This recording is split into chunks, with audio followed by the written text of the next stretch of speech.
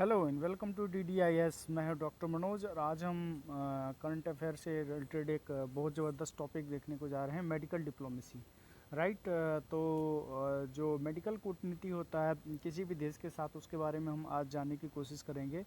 तो सबसे पहली बात तो हम ये देखते हैं कि न्यूज़ में था क्यों मेडिकल डिप्लोमेसी। ठीक है।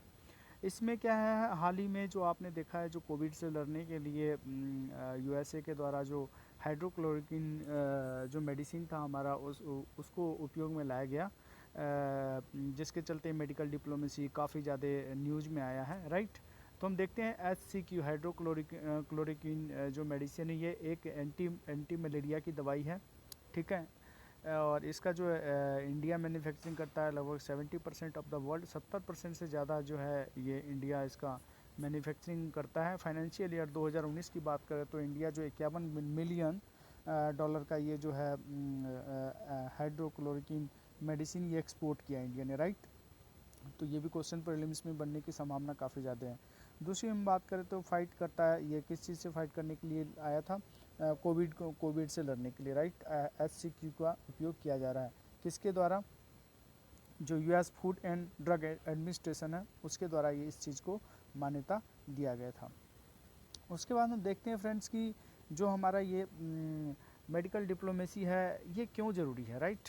क्यों किसी भी देश के लिए मेडिकल डिप्लोमेसी आवश्यकता है, तो हम देखते हैं इसमें सबसे पहली चीज़ ज़रूरत क्यों है। ठीक है। वाई को हम समझते हैं। तो इसमें अगर देखा जाए तो आप देखोगे सबसे पहले ये तो क्या करता है, अडॉप्ट किया जा सकता है as a strategic foreign policy, foreign policy के रूप में इसको अडॉप्ट किया जा सकता है। दूसरा चीज़ हम देखें तो ये एक इमर्जिंग फील्ड है, एक उभरता हुआ फील्ड है, नया फील्ड आ रहा है। ठीक है, मेडिकल डिप्लोमेसी का, तो ये भी एक कारण है इसको आने का। दूसरी बात हम बात करें, ये कंपोनेंट है सॉफ्ट पावर का। कोई भी जो कंट्री आज के डेट में अगर इंडिया की बात करें तो ये जब से आज़ाद हुआ है ये सॉफ्ट पावर को लेके ही चला है। राइट। सॉफ्ट पावर हमारी ताकत है, इंडिया की ताकत है। कोई जैसे चाइना की बात करें तो वो काफ़ी एग्रेसिव किसी भी चीज़ को हैंडल करता है, लेकिन इंडिया की बात करें तो ये काफ़ी हद तक क्या करता है, सॉफ्टली किसी भी चीज़ को हैंडल करने की ट्राई करता है। तो ये एक सॉफ्ट पावर के रूप में कंपोनेंट है। ठीक है। दूसरी बात कम करें तो ये ग्रोइंग मार्केट है, ग्लोबल मार्केट काफ़ी ज़्यादा ग्रो कर रहा है, तो ये भी एक अच्छा चीज़ है जिसको सपोर्ट किया गया था UNSD के द्वारा, यूनाइटेड नेशन सस्टेनेबल डेवलपमेंट के द्वारा भी इसको सपोर्ट किया जा रहा है। तो ये सब चीज़ें क्या है, ये एक कारण हो सकता है कि मेडिकल डिप्लोमेसी क्यों ज़रूरी है। राइट। तो आगे हम देखते हैं फैक्टर क्या क्या है इसके लिए, जो मेडिकल डिप्लोमेसी हो रहा है उसके लिए फैक्टर क्या क्या चीज़ें है इसके पक्ष में, जिससे क्या है कि इस चीज़ को हम बढ़ावा दे सकते हैं। तो फैक्टर की हम बात करें तो सबसे पहला ग्लोबल प्रेशर। ग्लोबल प्रेशर में देखें तो जो इंडिया क्या है, ये इसका ऐतिहासिक हिस्टोरिकल सपोर्ट ही US, जापान और ये ऑस्ट्रेलिया जैसे विभिन्न देशों के साथ है। ठीक है। तो ये एक ग्लोबल प्रेशर भी है इंडिया के ऊपर कि वो सपोर्ट करे। राइट। दूसरा हम बात करें जो टेली मेडिसिन इनिशिएटिव है, वो भी कहीं ना कहीं इस चीज़ को बढ़ावा दे रहा है। इस टेली मेडिसिन इनिशिएटिव के अंदर आरोग्य भारती ऐप जो हमने लॉन्च किया उसके द्वारा क्या है, इस चीज़ को काफ़ी ज़्यादा बढ़ावा दिया जा रहा है। राइट। तो ये भी एक ग्लोबल प्रेशर के चलते इस चीज़ का बढ़ावा है। दूसरा हम बात करें तो जो ड्रग का एक्सपोर्ट है वो $20 बिलियन का है। ठीक है, इंडिया के द्वारा। तो ये भी एक बहुत बड़ा फैक्टर है जिसके कारण क्या है कि जो मेडिकल डिप्लोमेसी है काफ़ी न्यूज़ में है।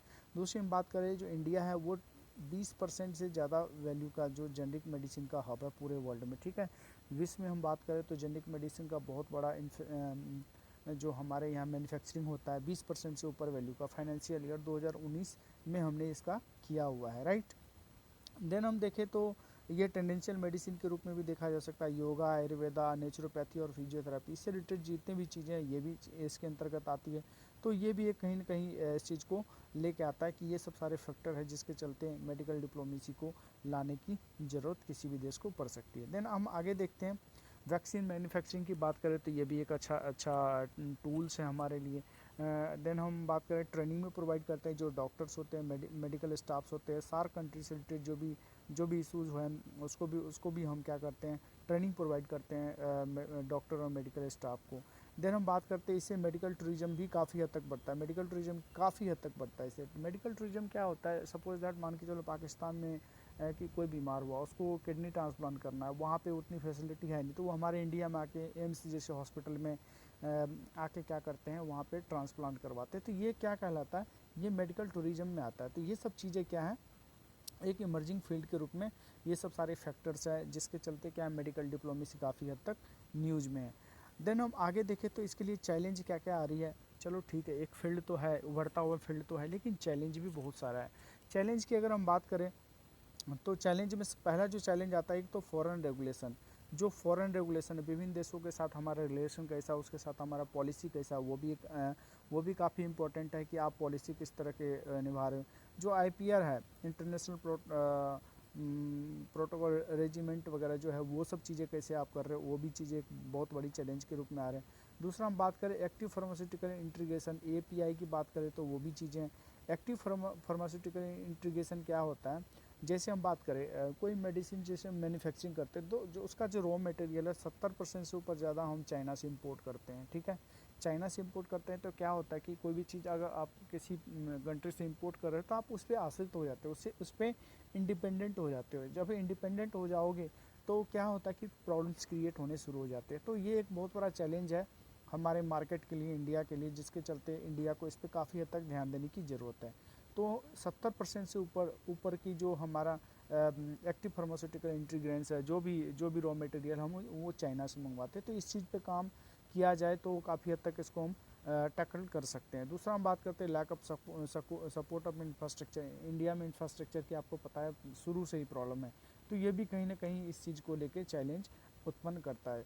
जीडीपी की हम बात करें तो 3.5% ओनली हम खर्च करते हैं इसे इंफ्रास्ट्रक्चर पे। आपको पता है चाइना इमर्ज क्यों कर रहा है, चाइना को सॉरी चाइना को आगे बढ़ने का सबसे बड़ा कारण वहाँ का इंफ्रास्ट्रक्चर इतना डेवलपमेंट हो जाता है। राइट, कोविड के समय में उन्होंने आई थिंक हफ्ते भर के अंदर अंदर 1000 से ज़्यादा जो है सो बेड वाले हॉस्पिटल तैयार कर लिए। तो ये कहीं ना कहीं इंफ्रास्ट्रक्चर, अगर इंफ्रास्ट्रक्चर अच्छा है तो वहाँ पे पॉलिसी भी अच्छी होंगी।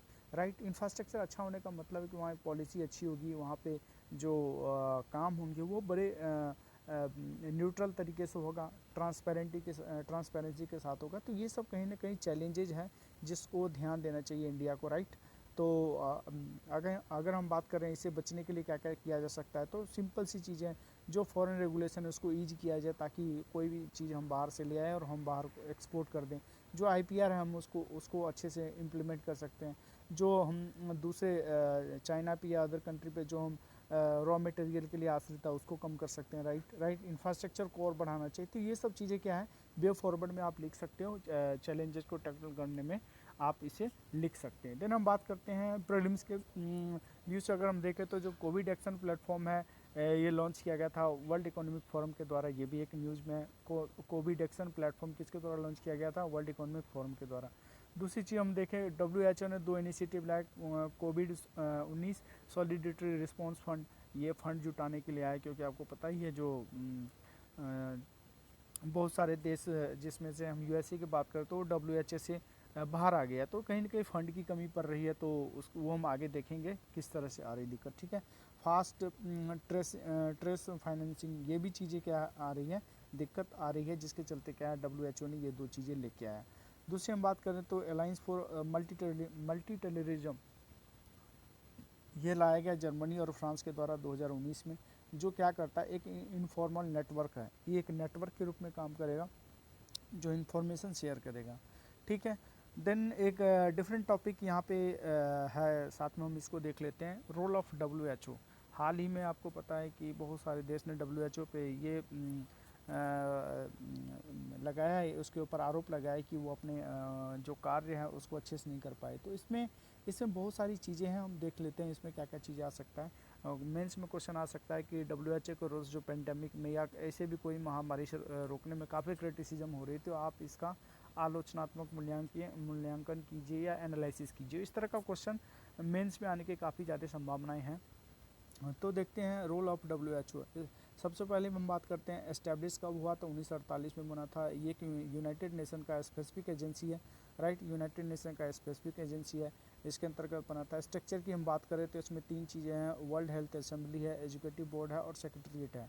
तो जो वर्ल्ड हेल्थ असेंबली है, ये सुप्रीम डिसीजन मेकिंग बॉडी होता है। सुप्रीम डिसीजन मतलब वर्ल्ड हेल्थ असेंबली की हम बात करें तो ये सुप्रीम डिसीजन मेकिंग एजेंसी होती है, राइट। हम एजुकेटिव बॉडी की बात करें तो ये टेक्निकल सपोर्ट करता है, और जो secretariat head of department of DGOF के द्वारा जो है हमारा इसको ये देखा जाता है। तो ये सब चीज़ें इसका स्ट्रक्चर हो गया। दूसरी हम बात करें अब फंडिंग कहाँ से आती है। फंडिंग दो तरीके से आती है, एक तो जो ऐसे एक्सेस कंट्रीब्यूशन है जो इसके मेंबर कंट्री है उसके द्वारा, और दूसरा आता है आपको जो वॉलेंट्री कंट्रीब्यूशन करता है जैसे NGO और जो ऑर्गेनाइजेशन उसके द्वारा, ठीक है। उसके बाद हम देखते हैं इसमें हाल ही में एक जो है USA इससे बाहर आ गया, बिकॉज इनका सीधा कहना था कि जो कोविड-19 आया उसमें जो WHO है उसने अपना अच्छा सा रोल नहीं निभाया। रोल नहीं निभाने के चलते क्या हुआ, दिक्कत हुई, इसके वजह से क्या है ये इन्होंने पुल आउट कर लिया। और आपको पता होना चाहिए WHO में सबसे ज़्यादा फंडिंग जो है ये USA के द्वारा $893 मिलियन दिया गया था 2019 में। तो उन्होंने पूछना ही है कि जी आप इस तरह की इश्यूज़ क्यों लेके आ रहे हो, इसके अच्छे से टैकल नहीं कर रहे हैं। तो ये सब चीज़ें क्वेश्चन आम बन जाता है, राइट। तो फंडिंग हमने देख लिया। दूसरा हम देखते हैं कोविड के समय आलोचना क्यों हुई। एक तो ये इसका जो प्रिपेयरनेस है वो अच्छा नहीं रहा, ठीक है। दूसरा क्या है, डिले डिक्लेरेशन में, कोई चीज़ का जो डिक्लेरेशन, जैसे महामारी आई तो इसके डिक्लेरेशन में काफ़ी समय ले लिया, ठीक है। उसके हम बात करते हैं जो इंड्यूशन है विजिटिंग चाइना, वो भी अच्छा नहीं रहा इसका। लैक ऑफ इंडिपेंडेंसी, मतलब प्रॉपर तरीके से इंडिपेंडेंट होकर काम नहीं कर सकता, ये भी एक कहीं ना कहीं कारण है जिसकी वजह से प्रॉब्लम क्रिएट हो रही है। कोविड के समय आलोचना किया गया है। देन हम आगे देखते हैं इंटरनेशनल हेल्थ रजिस्ट्रेशन रेगुलेशन की बात करें, ये 2005 की बात करें तो ये रिप्रेजेंट करता है एग्रीमेंट बिटवीन 196 कंट्री के बीच में जो एग्रीमेंट है उसको ये क्या करता है, रिप्रेजेंट करता है। ये क्या करता है, बोल्ड करता है इसके कैपेसिटी को, और एक्सेस रिपोर्ट जितने भी प्राइमरी हेल्थ केयर सेंटर्स वगैरह है वहाँ से ये क्या करता है, इस चीज़ को करता है, सपोर्ट करता है। देन हम बात करते हैं PSC ऑफ इंटरनेशनल कंसर्न, ठीक है। जो प्राइमरी हेल्थ एपिडेमिक है उसके बारे में देख लेते हैं। ये क्या है, PHECI, ठीक है। ये क्या चीज़ें होता है, ये क्या H1N1 फ्लू इन्फ्लुएंजा 2009 में आया था, वेस्ट अफ्रीकन इबोला पेंडेमिक 2014 में आया था, जीका वायरस आउटब्रेक 2016। ये सब क्या है, ये एक कंसर्न है जिसके चलते क्या है, इसकी आलोचना काफ़ी बार हो चुकी है कि इसके अभी तक वैक्सीन नहीं मिले थे, जिसके कारण इंटरनेशनल कंसर्न इसमें काफ़ी ज़्यादा हो रही है। अब अगर WHO पे इतना आरोप लगाया गया तो WHO ने भी अपने तरफ से कुछ कहना ही है। तो WHO का क्या कहना है कि उनके तरफ से आर्गूमेंट क्या है, देखो जी हमारे पास क्षमता का अभाव है, ठीक है। जितना काम करना चाहिए मैं उतना नहीं कर पाता क्योंकि फंड कम मिलता है। दूसरा क्या है, जो पॉलिटिकल इशू भी है, भू राजनीतिक इशू भी है, वो भी इसमें काफ़ी ज़्यादा इन्वॉल्व होता है। डेवलपमेंट ऑफ वैक्सीन जो होते हैं वो अच्छे से नहीं हो पाता, वो भी इशू है। दूसरा बात करते हैं कंट्री का मैनिफेस्टेशन होता है, ठीक है, मिस इन्फॉर्मेशन होता है। अब कोई कंट्री जैसे चाइना बात करें, चाइना ने क्या किया, काफ़ी हद तक इन्फॉर्मेशन छुपा दिया जिसकी वजह से काफ़ी दिक्कत आई। तो ये सब सारे कहीं ना कहीं WHO का भी कहना सही है जिसकी वजह से प्रॉब्लम आ रही है। तो हम बात करते हैं इशू क्या है WHO के साथ। इशू सिंपल सी बात है, देखो जी इशू की हम बात करें जो इशू है, एक तो लैक ऑफ जो ट्रांसपेरेंसी, उसमें ट्रांसपेरेंसी की कमी है, कोई काम जो है ट्रांसपेरेंसी के साथ नहीं होता। लैक ऑफ डिफाइंड फंक्शन, इसका फंक्शन डिफाइन नहीं है, बहुत सारे कामों को एक साथ करने की कोशिश करते हैं, ये भी इशू है। रिकमेंडेटरी पावर है, मतलब कोई कंट्री इसको रिकमेंड कर दिया तो जैसे अगर हम बात करें तो जो WHO का जो हेड है वो क्या है, चाइना के बोर्ड से, यूनाइटेड नेशन असेंबली में जो चाइना का बोर्ड पड़ा उससे बना, तो वो रिकमेंडेटरी पावर के चलते भी कहीं ना कहीं क्या होता है, ये इशू होती है इसके साथ। लिमिटेड फंडिंग भी है जिसकी मैं ऑलरेडी बात कर चुका हूँ, तो ये भी कहीं ना कहीं इसके साथ इशू आ रहा है, ठीक है, रिकमेंडेटरी पावर। देन हम देखें तो ये सब चीज़ें कहीं ना कहीं इशू है। तो इसको रोका कैसे जाए, रोका सिंपल सी बात है, जो पारदर्शिता है उसको मेंटेन किया जाए, राइट। जो इसका फंक्शन डिफाइन किया जाए कि कौन कौन से काम करने, कौन कौन से नहीं करने, सारे काम नहीं करने। जो रिकमेंडेटरी पावर है उसको कम किया जाए, ताकि जैसे चाइना जैसे देश, USA जैसे देश जो है इसमें इन्फ्लुएंस कर रहे हैं कि हमारे बंदे हैं तो उसके हमारी तरफ से काम करना चाहिए। तो ये सब चीज़ें अवॉइड करनी चाहिए। तो आज का लेक्चर यहीं ख़त्म करता हूँ, आशा करता हूँ आपको ये लेक्चर बहुत अच्छा लगे है।